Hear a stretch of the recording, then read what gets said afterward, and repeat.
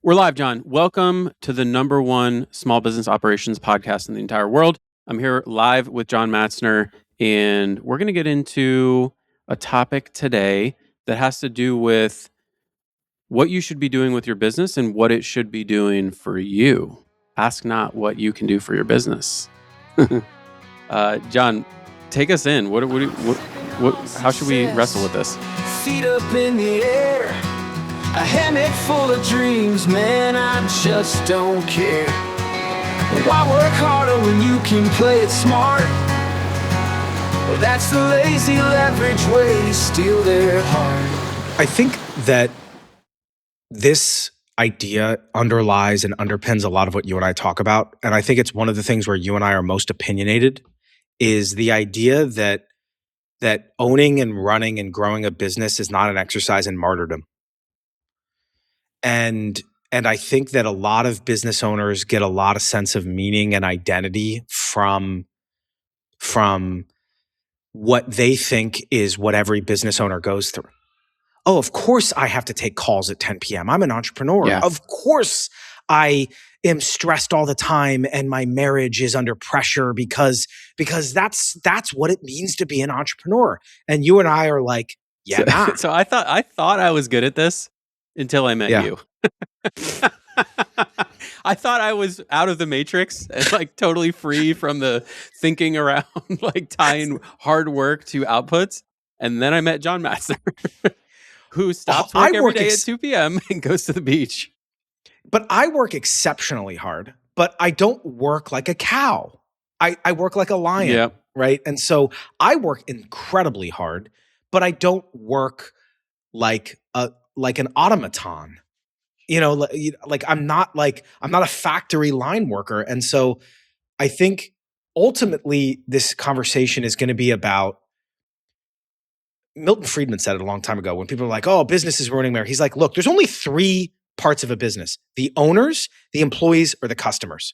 So you can't say, oh, business is ruining them. It's like, which one? Do you mean the shareholders? Do you mean the managers and employees? Or do you mean the customers?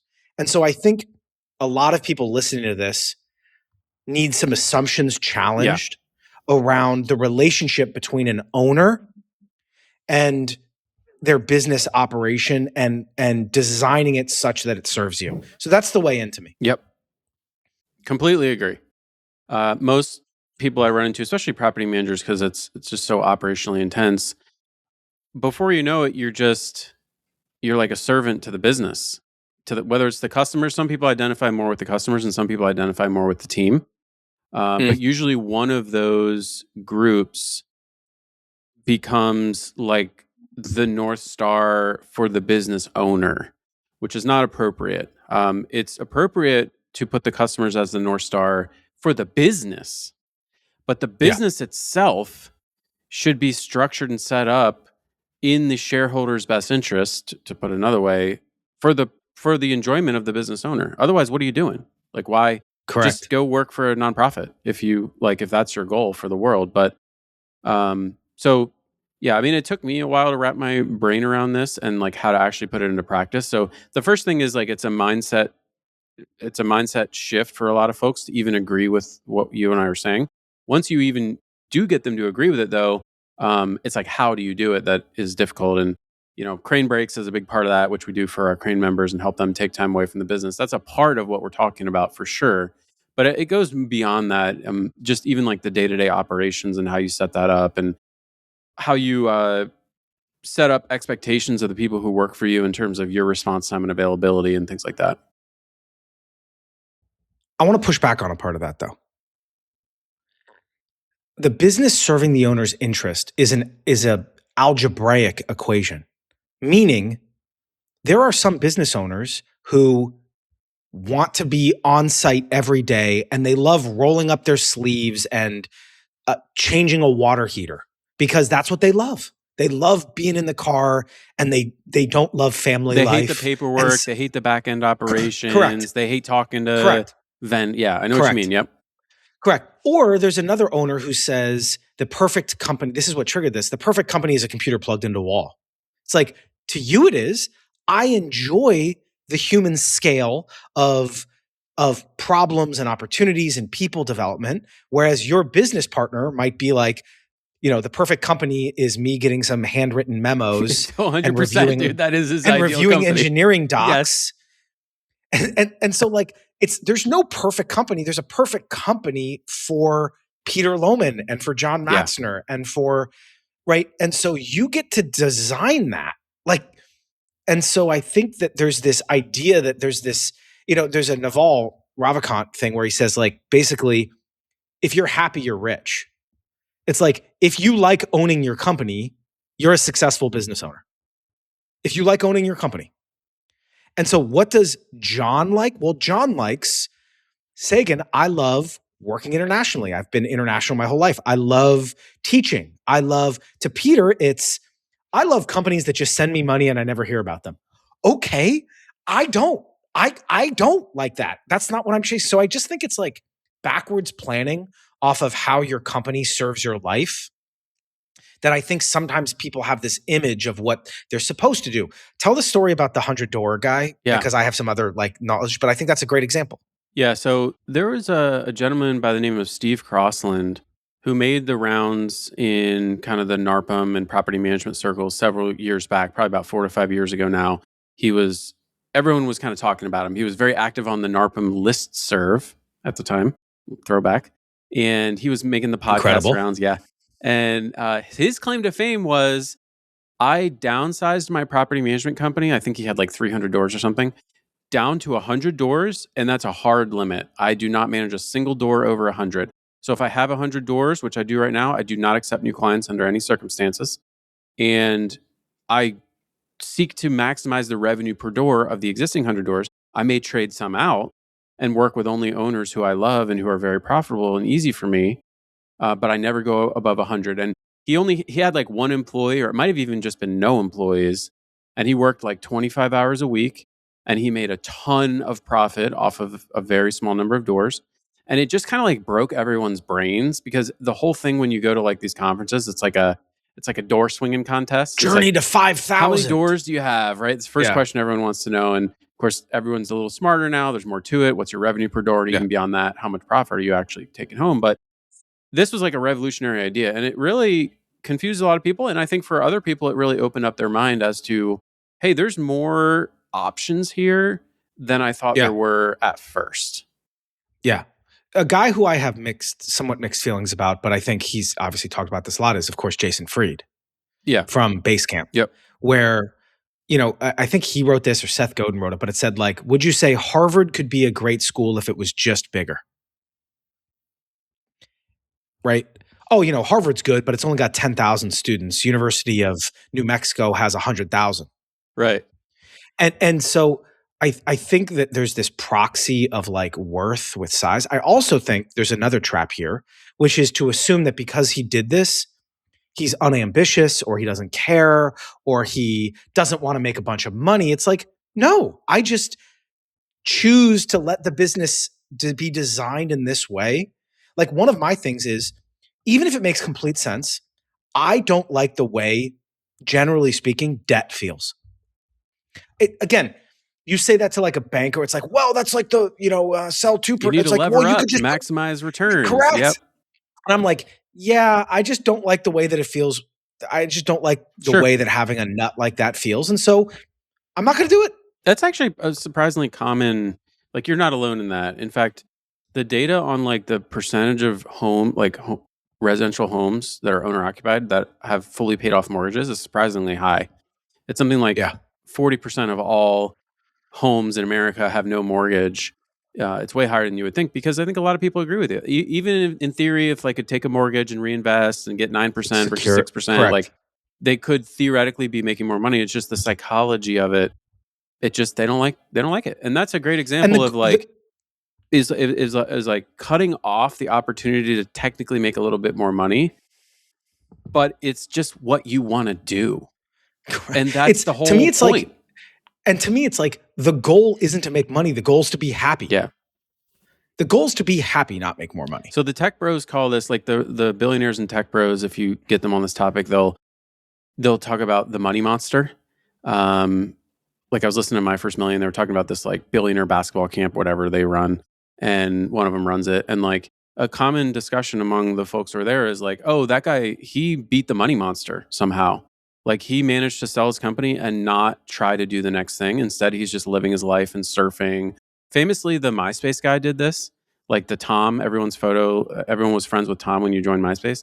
He like is just travels around the world taking pictures now. He's not started another company. He's not a VC. He's not an angel investor. He doesn't give a crap about any of that stuff. He's just being happy and living his life.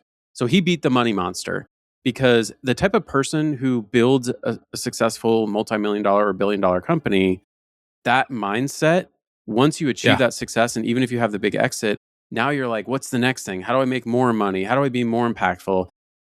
It's so hard to turn that off. And so when people do, it's interesting to those of us who haven't figured that out yet. And so how do we beat the money monster? How do we set up a life that is fulfilling and meaningful and fun and joyful, and disconnect that from the numbers that are in a bank account ledger somewhere? Once you reach a certain point, it doesn't matter anymore. And like you have to turn off that comparison and that ambition to a certain. So I don't know. This is all kind of tied in. We're getting a little ahead of like what to do with your business that you own right now, but I think there's a theme there. But I think that it's really important here to me, because when people ask for advice around technology and Crane and hiring and constraints and everything, I have to start with essentially, what do you want from the business? John Cipher talks about this, which is like, oh, I'm staffing up and my revenue per head. It's like, time out. What do you want from the business? Well, what I want is I want to be able to pay my bills. I want a place to go every day because I enjoy the socialization of being at a warehouse and playing pickleball 365 days a year. And John plays once a year and beats me. Like, bro. Like whatever the specifics are. Is that a shot across the bow? Oh my God, brutal. Sorry, that's funny. Good joke. But you have to start that. And I say, okay, Peter, based on that, why are you going to hire an expensive COO to put pressure on your cash flow, on pressure to grow? Why, dude, just hire an executive assistant and you're there. I'm in my elf business phase of life right now. Yep. Break that apart. You talked about that this weekend. Yep. So elf business, this concept introduced to me by Jordan Muela. Easy, lucrative, and fun is an elf business. In contrast to like a tech startup where you raise money and you have to have some big exit and there's all this pressure from investors. Or even like any Main Street small business where you have ambitions to have a big team. It's like you're saying, hire a COO and get to 50 team members and hit some $50 million mark. It's like, or you could just have two people with some high revenue and just keep it really simple. And every single day, I am faced with a decision down which one of the paths is an elf business and down which the other path is the road to big, complicated, lots of team members, complexity, etc. And that's okay. But the thing is, that's okay too. Yeah. But just make a choice and say, okay, I'm going to raise money and I'm going to be, travel a lot. And like, that's okay too. Like, you just got to know what you're doing. You got to know what you want to do in order to help you make the right decision. Don't just make those decisions based on what you think other people would be impressed by. Right. Well, I think, I should grow doors, right? And at this size, we need to be doing inorganic acquisitions. So that's what I should be doing. And it's like, or not. Yeah. Or not. Right. So it's like, I think that the reason why I think that's so important is, as I want to talk about, we've talked about it before, these four kind of this waterfall that you have, which is so often people are like exchanging tactics or operational strategies around all this stuff. And you're like, it has to be bumped up against what is the vivid vision, not just of your company, but of your life. Yeah. And it's like, okay, well, if I do this, that means I'm going to need to be on the road and I don't want to be away from my kids. So I'm not going to add this division that requires me to travel once a month.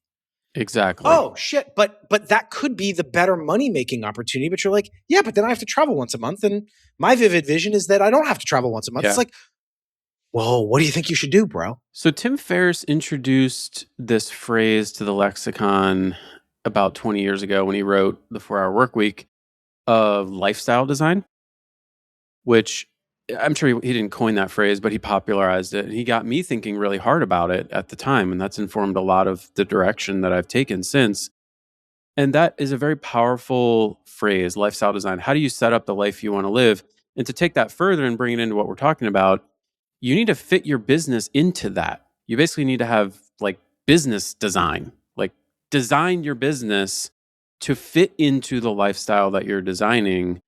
Don't design your business to maximize for outcomes that somebody else thinks are important, whether that's profit, revenue, headcount, number of locations, influence, whatever, right? So first decide, now, maybe you want to live a rock star lifestyle and travel around the globe It's and okay. have investors. Great. Design the business and understand the trade-offs that are necessary to make that happen.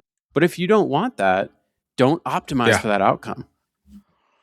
I think the other quick things I'll say here too is one, this does not mean that every single day, every action you take is going to be something that is perfectly aligned with your end state. I eat shit all the time. You do, right? There's absolutely a tax associated with being an entrepreneur or a business owner or whatever, in that sometimes you got to, shit rolls uphill. You're the one who's got to deal with that thing or fire the person or whatever it is.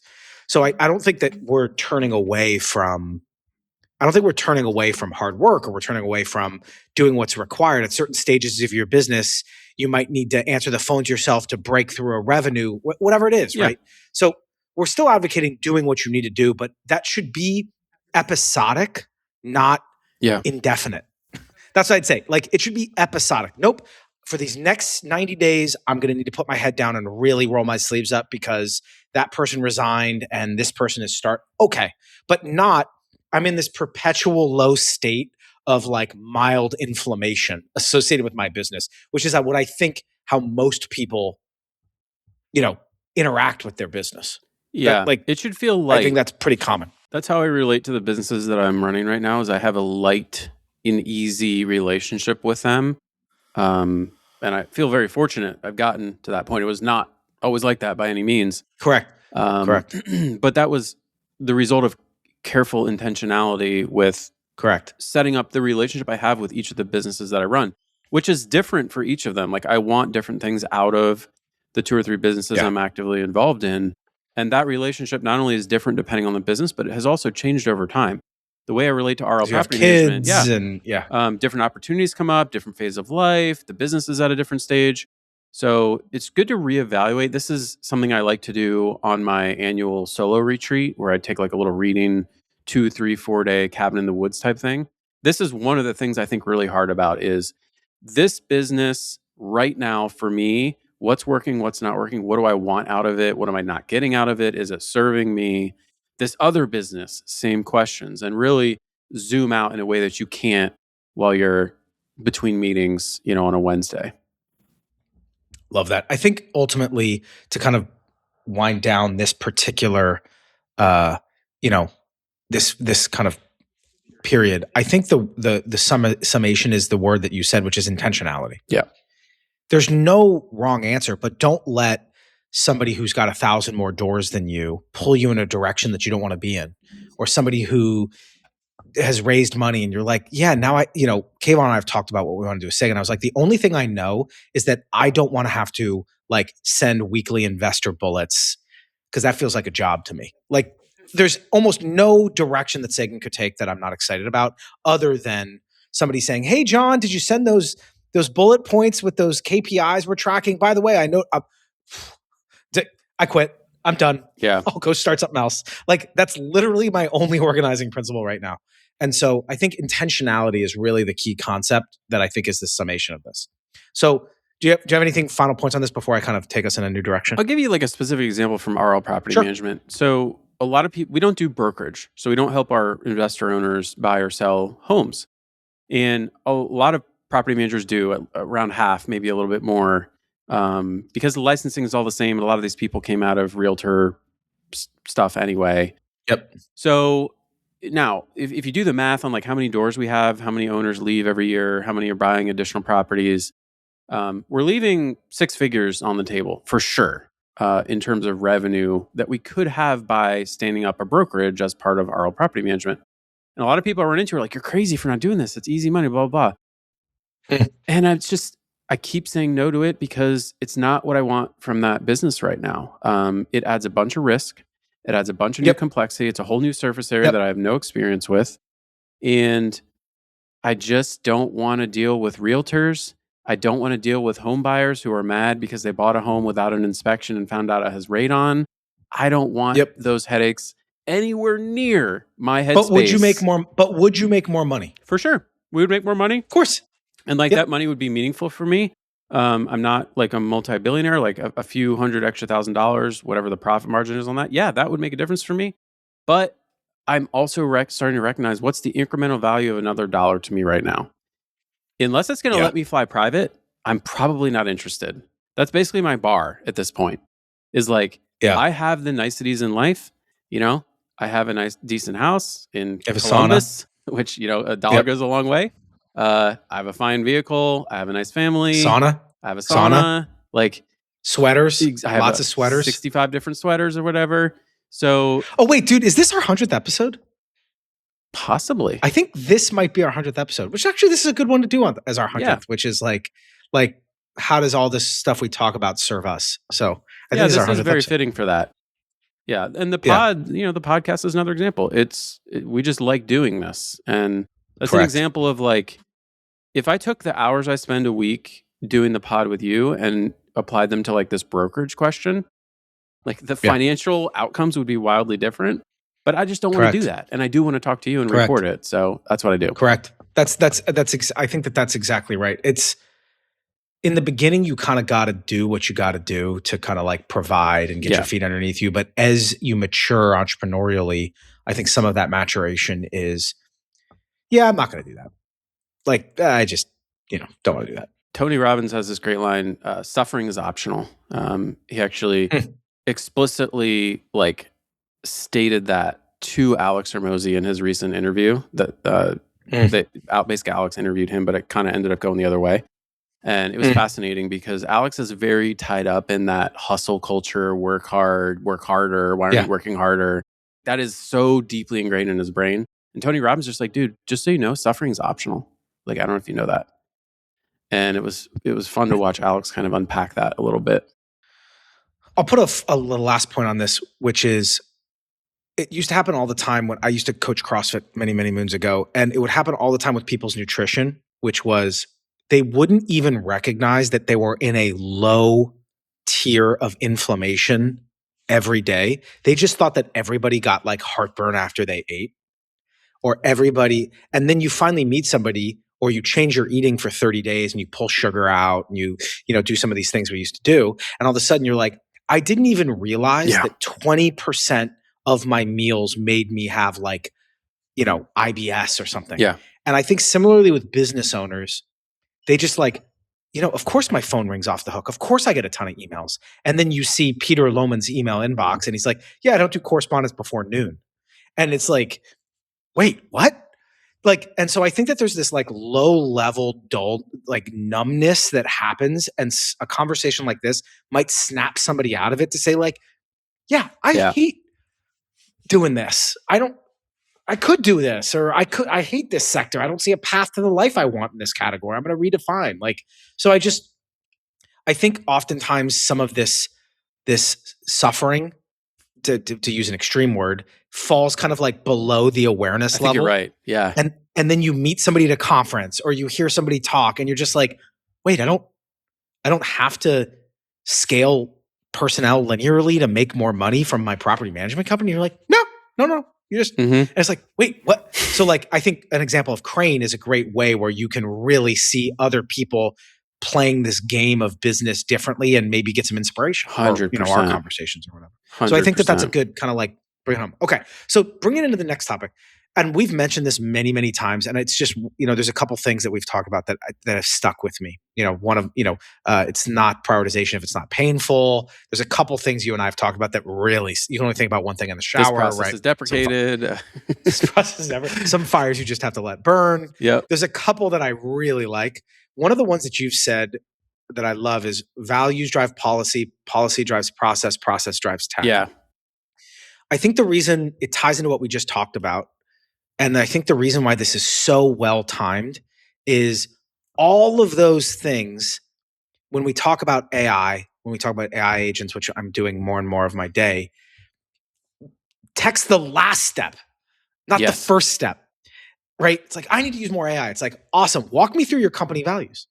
Awesome. Walk me through your policies about how you think. Okay, cool. Walk me through your process. How do you drive? How do you buy something low and sell it high? Awesome. Now let's talk about integrating technology. Whereas often I think it's inverted. And I think that is a disservice, and it's going to lead to frustration and dry holes or whatever. So I want to kind of link what is one of those things that you've said many, many times, because it sticks with me all the time. So yeah, and I think Jordan Muela originally coined that little phrase, or most of it. And I've been thinking about, I actually mocked up like a t-shirt with like values, policy, process, tech on it. It didn't quite end up looking right. Maybe we should have it made for the show or something, but yeah. And in property management, the way this shows up is everyone is always talking about like which vendor to use. Like, oh, which self-showing vendor, which property management software, which CRM. And they're so obsessed with it, and they're switching between them, and they're getting angry because they're not working right or whatever. And that's like the very least important and last part of the whole value stream. And like people, this is the thing that people always ask me, why don't you switch off building them? I'm like, it's not the bottleneck. That's AppFolio hasn't paid you enough. We've talked about that. Okay. Yeah. No, we all know. So the values of your company, from there, you derive the policies about things like, do you waive late fees under any circumstances? Or what do you do with an owner who threatens to sue? Like the values that you have at your company are going to dictate the answers to those policies. Or your personal values. Totally. Hey, don't call my cell phone anytime after hours. I don't care. Yeah. And from there, you develop processes, like written processes that are in service of the policies. Like, oh, here's the process for when a tenant requests a late fee to be waived. When the fire alarm goes off at 2 a.m. The very last thing is the technology, whether it's Lead Simple or something else or whatever. And those things are going to swap out and change and evolve over time. But the further you go up in that stack, the less frequently they should be changing, and the more kind of like carved in stone it should be. And by the way, if you have all of that figured out and documented, it becomes way easier to switch out the actual technology provider. You're no longer held hostage, and also easier to take advantage of things like AI. Because if you can provide an AI agent with your values, your policies, and some basics of the written process, then you just say go, and it builds it, or it does it, or whatever. I think you and I have mentioned this before, like a ways back, but this, I think one of the telltale signs of somebody inexperienced is they go straight to technology. Yeah. Like, I think it's a telltale sign. It's like, so Peter, like, what technology do you use? You're like, bro, you have 42 doors. Use a Google Sheet. Yep. What are we doing here? Yep. It's like people who spend all their time on like logos and LLCs and website. It's like, how are you going to make more money than something you sell? Like, and so I think it's an inversion of prioritization, right? Like, and I think it's a telltale sign of somebody who doesn't know what the fuck they're doing. Mm-hmm. It's like a technology obsession. Agreed. And it's like, dude. And by the way, for the last 20 years, SaaS has taken advantage of this, because SaaS is incredibly good at describing a problem on a website. And says like, do you not have enough leads in your property management company? You're like, I don't have enough leads. And it's like, do you want to grow your doors? They must know how to solve this problem because they can articulate it. Just because somebody can describe a problem that you have well does not mean that their solution is any good. So true. And they're just going to slide you into a seat-based SaaS. And next thing you know, you're like, I don't have double my doors, but I have an annual contract with these jabronis. So I think SaaS has been preying on that inversion in small business owners who are looking for like a magic pill in the form of technology. Totally. And And again, that includes OpenClaw.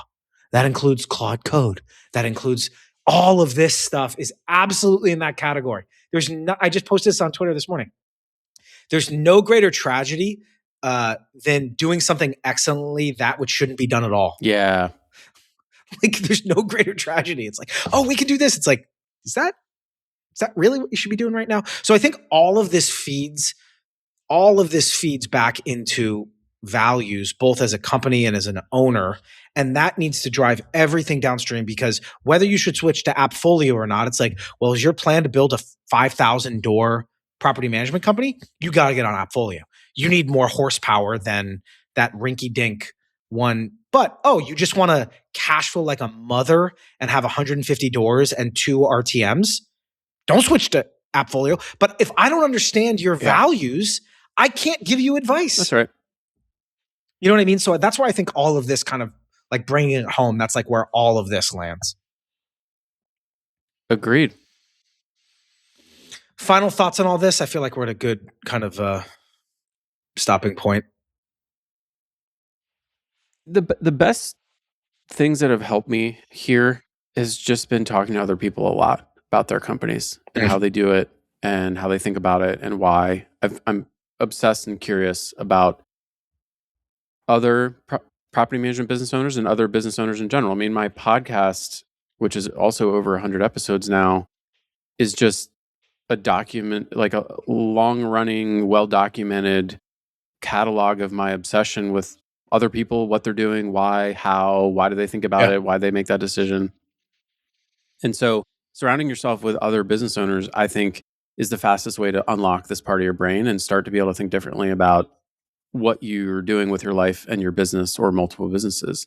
There's some books, there's some great books, and you can go and do your own thinking and listen to podcasts. But when you're standing next to somebody who's about your age with a business that's about your size, but that person is clearly happier, healthier, lighter, more just getting out of life what they want, you just can't help but interrogate them and figure out okay, I'm clearly making a couple wrong decisions here.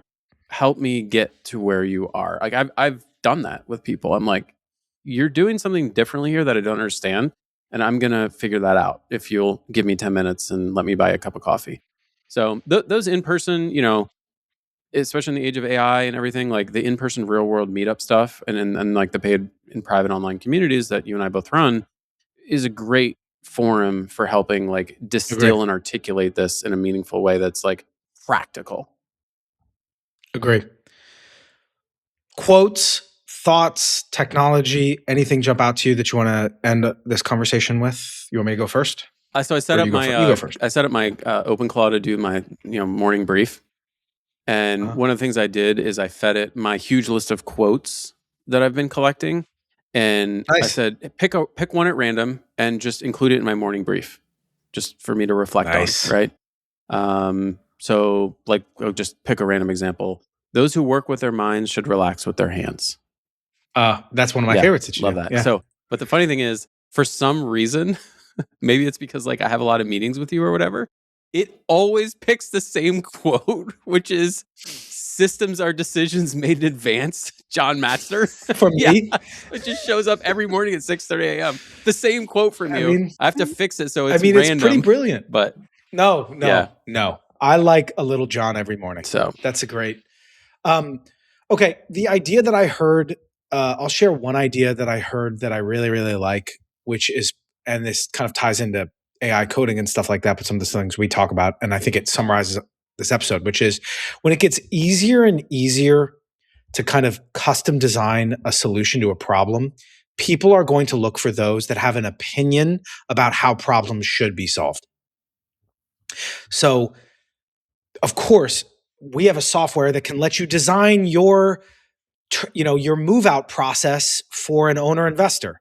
But more and more, because it's going to be a totally white space, more and more people are going to crave those that have opinions about how that problem should be solved, because that's ultimately what becomes it's easier to create software for that specific thing. Yeah.